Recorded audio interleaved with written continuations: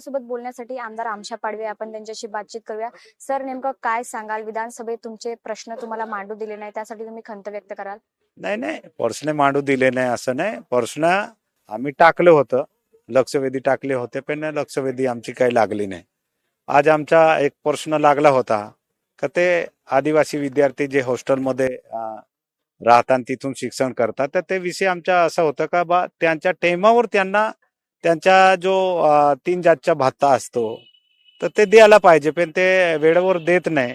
हा विषय आम्ही मान्य आदिवासी विकास मंत्री समोर त्यांच्या निर्देशन आणून दिलं का बाबा जेव्हा एक गरीब आदिवासी विद्यार्थी आहे त्या विद्यार्थीला जर तुम्ही 3 महिन्याने जर त्याला डीबीटी देत असेल तर तो विद्यार्थी तिथे राहू शकत नाही. त्याला उधारे कुठे देणार? आता एक उदाहरण देतो तुम्हाला. नागपूर सिटीमध्ये जर हॉस्टेल असेल आणि तिथे तो विद्यार्थी राहत असेल तर त्या विद्यार्थीला इथे नागपूरवाले कोणी उधारे देणार का?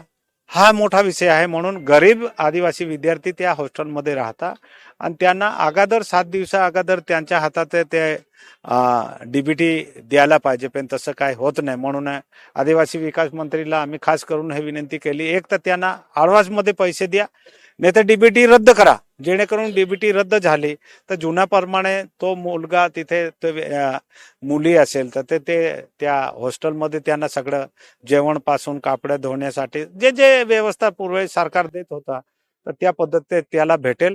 आणि तो त्या डीबीटी साठी रस्ता बघणार का शिक्षण करणार हा मोठा विषय आहे. म्हणून आज मी खास आदिवासी विकास मंत्रीला बोललो का तुम्ही डीबीटी रद्द करा आणि पूर्वीप्रमाणे द्या. सर, तुमचा पक्ष सत्तेत असून सुद्धा तुमच्या प्रश्नांकडे दुर्लक्ष केलं जातंय, काय सांगाल त्यावर? नाही नाही नाही, असं नाही. सरकारमध्ये मी आहे, आम्ही सत्तेत असताना दूर केला असं नाही. ते सर्वांची मागणी, सर्व आमदार मागणी करता, त्याच्यात आम्ही सत्ताधारी आहे म्हणून आमच्याकडे दुर्लक्ष करत असं नाही. पण विषय जेव्हा आला ते आमचा विषय होता का आमची लक्षवेधी लागायला पाहिजे होती, पण ते लागली नाही. दुसरं आम्ही जे बोलतो का भाई टेमावर त्याला डीबीटी द्यायला पाहिजे, कारण तो आदिवासींचा विषय आहे, आदिवासी मुलांचा विषय आहे. कारण हजारो आदिवासी मुले आमच्या हॉस्टेलमध्ये राहतात, त्यांचे प्रश्न आहे. ते काय माझ्या वैयक्तिक मी सत्ताधारी आहे म्हणून मला विषय आला असं नाही, पण तो हा सर्वांसाठी विषय महत्वाचा आहे. कुठेतरी सर सिनियर ज्युनियर असं बघायला मिळतंय का आमदारांमध्ये? नाही, कारण तुमचे प्रश्न मांडले नाही जाते. कसं आहे, जे काही जुने जे आमदार आहे त्यांच्याविषयी ते अध्यक्षांना जाऊन लावून घेतात, किंवा आम्ही नवीन असल्या कारणाने आमचा विषय लागत नाही. हा तेवढी गोष्ट खरी. एकही लक्षवेधी लागली नाही ना.